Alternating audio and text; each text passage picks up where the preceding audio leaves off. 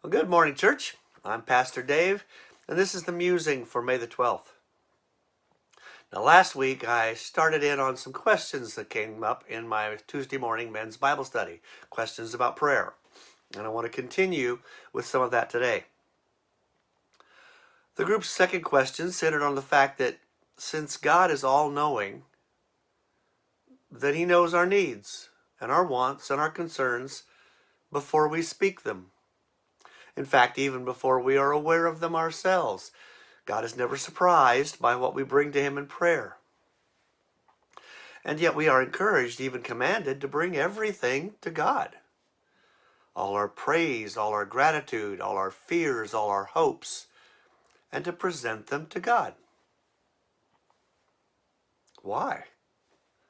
I mean, clearly, we're not informing God, keeping Him up to date. And clearly, we're not arguing God around to our point of view. Nor are we sharing anything about ourselves that God doesn't already know about us better than we do.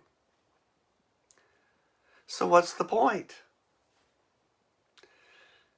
God has instructed His people to do a great many things, not just pray. Things from ancient dietary rules about what can and cannot be eaten, don't eat pork, to how to handle financial contracts. He laid down very specific rules of behavior. He prescribed detailed procedures for worship and sacrifices. He decreed holidays and He established marriage. He had a hand in all of it. Now, a simplistic explanation would be that God is a control freak, or that He somehow has a need for all this glorifying. But that really doesn't hold up. Friends, God is not like us. You might want to write that down someplace. God has no ego. He has no self-esteem issues. He is not lessened by anything we do, and He cannot be exalted by anything we do. He is beyond all that. In fact, the truth seems to be that everything that God calls us to do is for our benefit. Everything. When we abide by His commandments, we thrive. We are happier and healthier, less stressed. Our relationships are stronger. Our culture is more successful. Our societies are more just. Take a look at one of the examples I gave earlier, the prohibition against eating pork.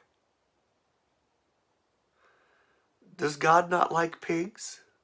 I mean, He invented pigs, right? Why this ban on pork? Because this rule forced the children of Israel to herd sheep and goats instead of pigs.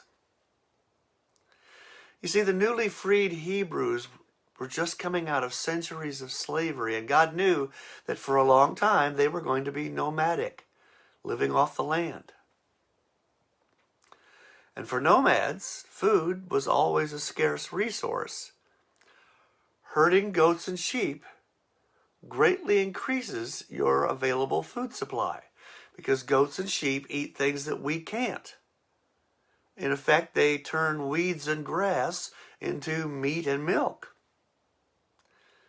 But pigs don't do that. Pigs eat grain and vegetables, same sorts of stuff we eat.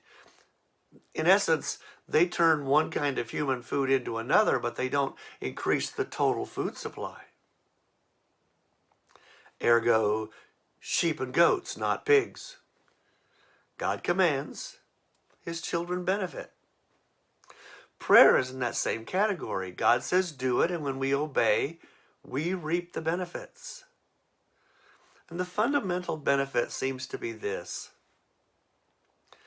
Though God doesn't need to hear what is on our hearts, we need to express it.